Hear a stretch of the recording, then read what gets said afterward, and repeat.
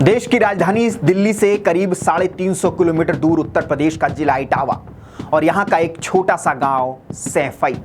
1 जुलाई 1973 का दिन था जब यहाँ एक बालक ने जन्म लिया। बालक का जन्म हुआ तो गांव के प्रधान ने, जिनका नाम दर्शन सिंह था, बालक का नाम रखा टीपू। अब गांव वाले ये नाम सुन करके अकबका गए, अपना माथा पकड़ लिया कि ये कैसा नाम हुआ। हमने आज तक राम गोपाल, बालकृष्ण, कृष्ण राम ऐसे नाम सुने थे, ये टीपू कैसा नाम है। तो जब गांव के प्रधान ने समझाया कि ये एक बहुत बड़े सम्राट टीपू सुल्तान का नाम है, तब जाकर के उन्हें विश्वास हुआ कि हाँ, ये किसी शक्तिशाली आदमी का नाम है। और वहां से टीपू की जिंदगी का सफर शुरू हुआ। टीपू जब 5 साल का हुआ तो उसे इटावा के एक सेंट मैरी स्कूल में दाखिला लेने के लिए अपने चाचा के साथ भेजा गया।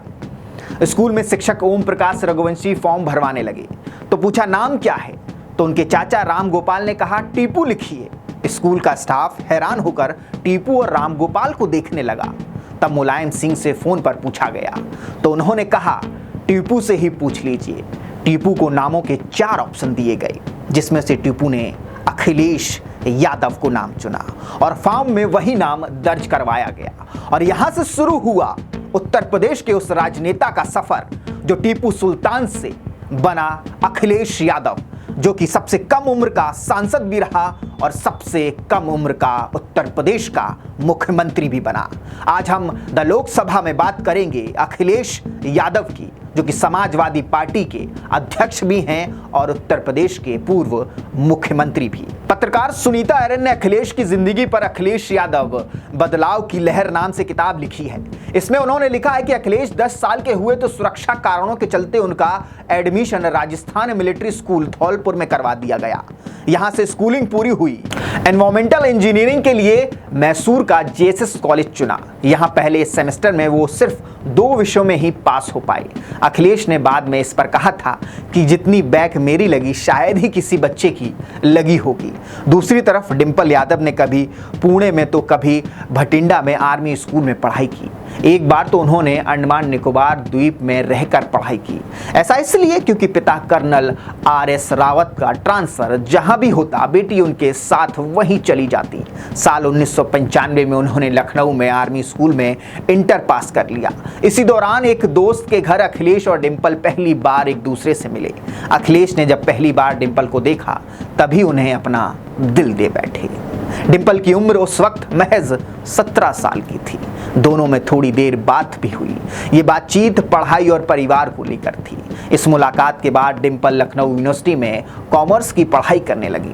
इसके बाद अखिलेश एनवायरमेंटल इंजीनियरिंग की पढ़ाई के लिए ऑस्ट्रेलिया के सिडनी यूनिवर्सिटी चले गए। अखिलेश की ऑस्ट्रेलिया की पढ़ाई में अमर सिंह की विशेष भूमिका थी। 1996 में अखिलेश को अमर सिंह अपने साथ लेकर सिडनी यूनिवर्सिटी पहुंचे थे। अमर सिंह अखिलेश को लेकर सिडनी के बाजार में गए।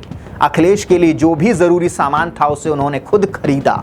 इसका जिक्र उन्होंने 2017 के विधानसभा चुनाव से ठीक पहले एक न्यूज़ चैनल पर दिया था, एक इंटरव्यू के दौरान।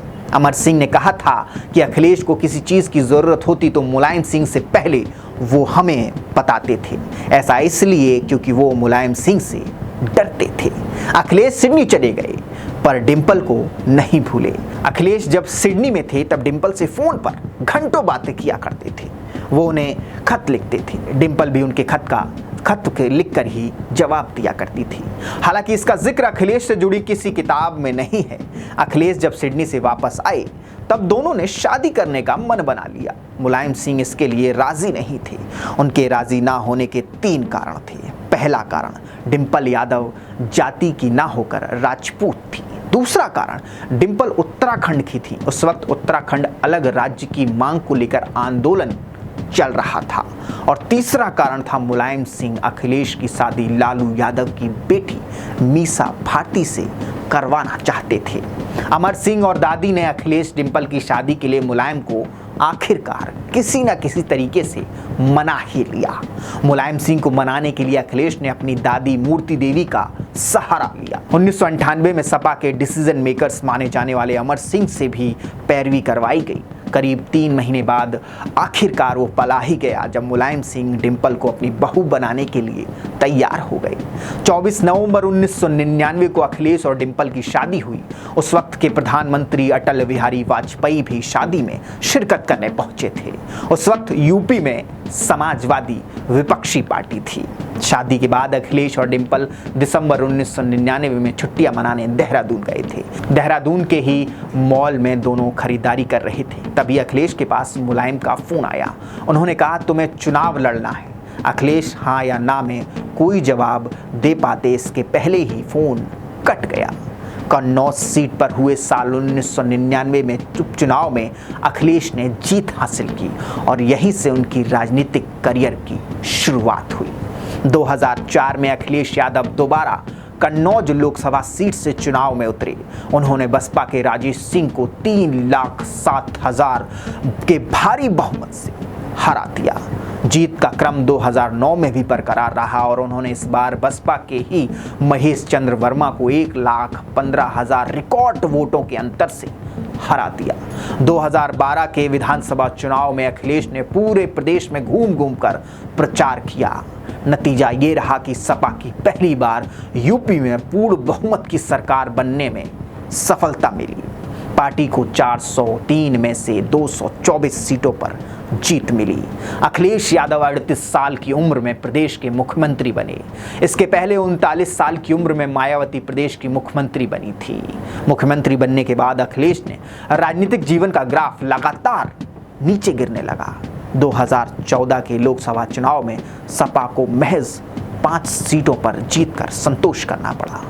2017 के विधानसभा चुनाव में सपा 224 से घटकर महज 47 सीट पर सिमट गई। 2019 के लोकसभा चुनाव में पार्टी को सिर्फ 5 सीटों पर ही जीत मिली। डिंपल यादव कन्नौज से चुनाव हार गई। 2022 के विधानसभा चुनाव में एक बार फिर से अखिलेश के नेतृत्व में सपा पीछे की ओर ढकेलती चली गई। इन सब के बाद अखिलेश पर एयर कंडीशनर वाले नेता का ठप्पा लगने लगा। उनके हाव भाव में हालांकि कोई असर नहीं नजर आया। 2018 में एक न्यूज चैनल के प्रोग्राम में गए थे वो। एंटी रोमियो स्क्वाड की बात हुई तो अखिलेश ने मजाकिया लहजे में कहा, जिस तरह से anti Romeo squad police UP में प्यार करने वाले युवकों को डंडा बरसाती है, उस हिसाब से तो मेरी शादी ही नहीं होने देते। तो ये थे अखिलेश यादव के जीवन से जुड़े कुछ अनसुने किस्से।